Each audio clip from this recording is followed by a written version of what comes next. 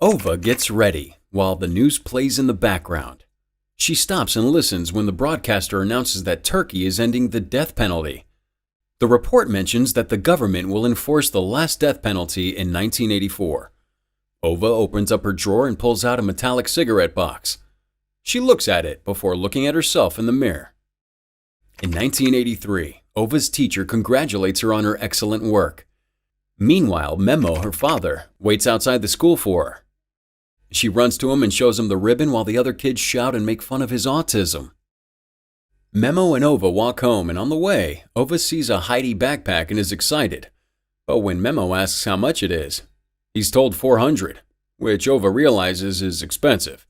The owner says Memo can pay some now and settle the rest later, but Memo's not sure it's a good idea. Still, Memo promises Ova he'll buy it for her. While Memo's out in the fields, Ova asks Nana if Memo is crazy like the other kids say. She tells Ova to watch her tongue, and that if the other kids say he's crazy, tell them her Nana is going to cut out their tongues. Ova presses her and says Memo's not like other fathers, to which Nana agrees. He's not like anybody else. She tells Ova that Memo is the same age as Ova. He's a child at heart. As they prepare their apples for the fair in the morning, Ova comes out and hugs her father.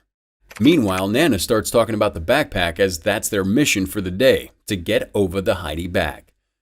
Memo and Ova walk down the streets towards the fair.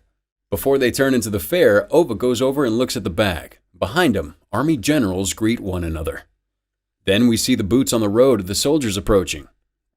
A soldier stops and ties his shoes while all the other soldiers pass him. Once tied, he runs off to the side, abandoning the parade. Ova and the other children march in the parade for the generals and leaders, while Memo sells his candied apples. They run to the store with enough money to get the bag, only to find it's been sold to a general and his daughter. Memo tries to buy it from the general, but the shopkeeper attempts to stop it. When Memo grabs the bag, the general punches him to the ground, eventually walking away when the shopkeeper intervenes. The family returns home. Nana's asking where the backpack is, and they tell her that someone else bought it. Before we go on, like the video, smash the subscribe button and turn on that notification bell to get that full day of good luck. Nana tells Ova not to be sad, but Ova tells her that she is sad because Sada's father hit Memo. Nana hugs Memo, telling him that he has a beautiful heart. She tells Memo to go and herd the sheep, and off he goes. The general and his friends enjoy a picnic by the river while the kids play. Memo herds his sheep close to him, and the kids start rushing him and grabbing on, chanting that he's crazy. The other kids run to get food while Sada makes Memo chase her for the bag. But she goes too far on the rocks as Memo tells her to stop. Sada slips off, hitting her head against the rock before falling in the water. Memo jumps in to save her. Back at the picnic, they realize Sada's not there, and the other kids tell them about Memo being around. The general decides to find Sada. Meanwhile, Memo drags Sada out of the water, but she's dead.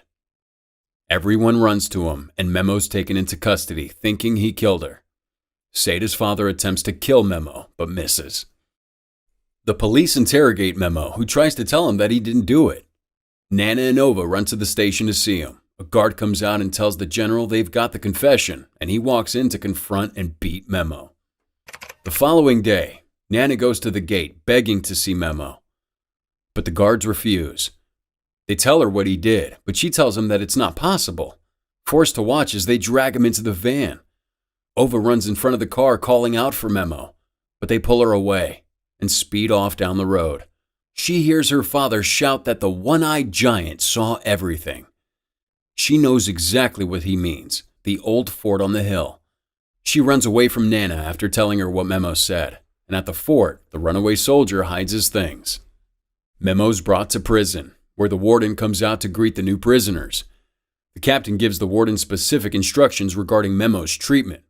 When Memo identifies himself, he receives a few beatings before the warden stops him and tells the captain he's the prison's responsibility now. The warden warns Memo not to step out of line.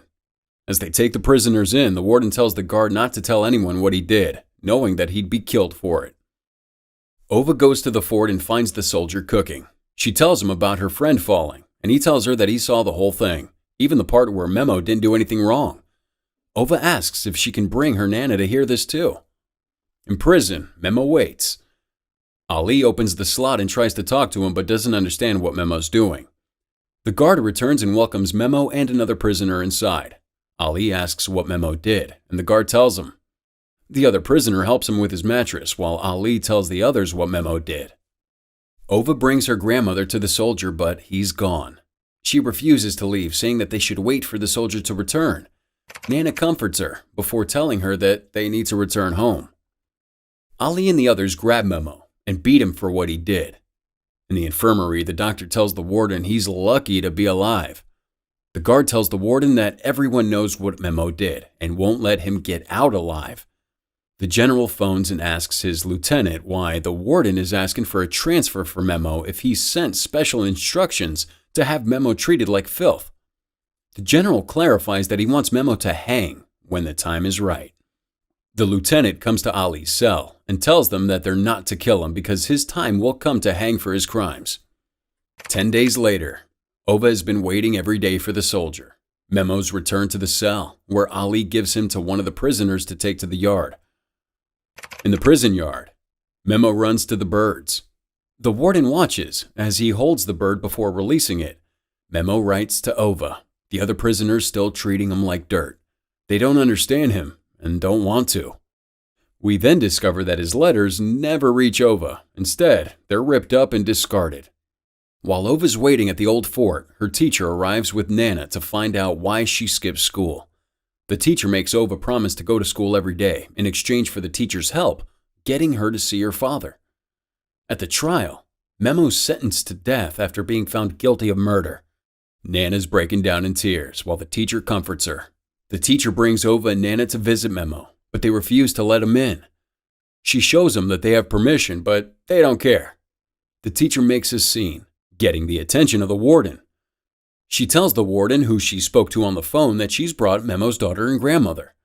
The warden's surprised to hear that Memo has a daughter, and when the teacher tries to introduce Ova, they realize she's gone. Ova calls out for her father, who hears her and runs to the yard. He runs to the wall, excited to hear his daughter's voice. She tells her father that the one-eyed giant saw everything. As he celebrates, soldiers are called to take Ova away. The guards try to take Memo away, but his cellmates defend him. Ali and the other prisoners talk, none of them believing that Memo should be in prison. They think he's crazy. So crazy that they're now wondering if he was a scapegoat. Hafiz says that Memo should at least be allowed to see his child. At home, Ova asks about her mother in heaven. She asks if Nana will go to heaven, which she says she hopes so. Ova then asks her who's going to take care of her when Nana passes on, to which she assures the girl that she's not going anywhere until Ova's older. Finally, Ova asks when Memo's coming home, and Nana lies to her, unsure how to respond. The other prisoners start being a lot friendlier to Memo, treating him as if he's not the murderer that people described. They ask Memo about his daughter and Ova's mother and laugh and joke, sometimes at his expense. That night, as they all sleep, Memo looks at the light outside his window. Ali gets up and goes to the bathroom, and one of the other prisoners wake. He grabs his instrument, which Ali arranged for him, and grabs a knife from its base, going after Ali. In the bathroom, he pulls the knife on Ali and reveals that he was sent to kill him. Memo comes in and stops the prisoner but gets stabbed himself. The others come in and grab the prisoner and beat him while Ali tries to help Memo. The prisoner is sent to solitary, while Memo's patched up and sent back to the cell. The others talk about what happened and are thankful for Memo coming in time. Then they start discussing a plan they believe is the right thing to do, even though they know the risks. The following day, Ali talks to a contact from the outside about sneaking Ova into the prison. The contact goes to Ova's home and convinces her to come with him and infiltrate the prison. A woman guides her inside and tells her to stand against the wall. When the door opens, they take her in as Ali goes to talk to Hatis. Hatis starts fighting with Ali, but only because she thinks Ali made her bring in one of his children when he refuses to bring in their children to see him. He tells her it's not his child. Ova's transported to the cell, hidden in a cart. The guard leaves the cart and she walks out and says hello to Memo. It takes him a moment to register before he gets up and hugs her. She tells him about the man at the fort who saw the whole thing and could clear his name. The prisoners overhear this and realize they were wrong. He never killed the little girl. At home, while Nana looks for Ova, she has a heart attack and passes away. Ali arrives, and Ova tells them all about the man who could clear Memo's name. Ali realizes the importance of this and tells Ova she's a smart girl, but it's time for her to go. Ova and Memo don't want to be separated, but they try to convince her Memo's going to be home soon, and that he's just sick and has to stay in the hospital a bit longer. She goes through the whole cell, asking what they're all sick with, and they tell her about their crimes, as if they were sicknesses. She particularly connects with Yusuf, a quiet man who constantly sees markings on the wall as a tree. He tells Ova his story, and Memo tries to comfort Yusuf, as does Ova. Until Ova, nobody else had seen the tree. Only her childlike imagination could see the tree in the wall, which for Yusuf was vivid. As they're about to take Ova back to the front, the warden stops by after receiving a tip. He searches the cell and asks a fidgety Memo if Ova is here. Memo shows him. The angry warden yells at them all. Still, Ali says they believe Memo's innocent and tells the warden to find the witness to save Memo, because Ali knows the warden is a good man. The warden takes Ova home and believes her claims about the witness. At home, the teacher explains to Ova that Nana has become an angel. While the teacher hugs her, the warden asks a local where the ruins are. He inspects the ruins and finds the soldiers' abandoned things. He confronts the lieutenant about it, but the lieutenant dismisses him, saying it's not possible to prove, and even if it is, they'd be on the chopping block. The warden says they need to find the deserter. Now, taking care of Ova, the teacher comes in and tells her what the warden found and how they're looking for the soldier. Ova's depressed, and the teacher tries to cheer her up, but she's lost so much, and the light is dimming. Back at the prison, Ali and the others talk about the warden's progress, but they worry they won't find the deserter in time. Ali tells them not to be negative. They walk into the visiting area, where Ali sees his family and goes to Hatis and his children. Memo's changed the prisoners' perspectives on life. Now, they want a relationship with their children like he has with Ova. The teacher talks to the warden about Memo's witness, while Ova visits Memo. She hears the noise from outside and sees the gallows being erected. The warden knows that time is running out, and they're both worried the deserter won't be found in time. Memo learns that Nana became an angel and doesn't take well to the news.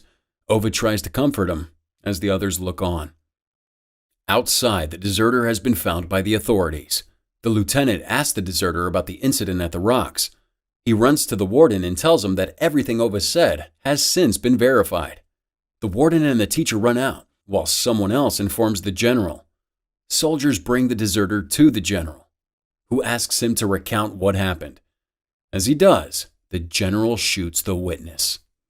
Ali doesn't know what to do. Nobody does. Even the warden's at a loss. They bring Memo to see Ova, and as he talks with his daughter, he sees the gallows. He asks if he can go home with Ova, and the warden lies, telling him that he'll be able to in just a few days. But Memo knows what's coming. When the teacher tells Ova they're leaving, he holds on to Ova tightly as they try to tear them apart. Memo hugs everyone in the cell before they take him away to face his death. The warden watches as they hang Memo for a crime he didn't commit.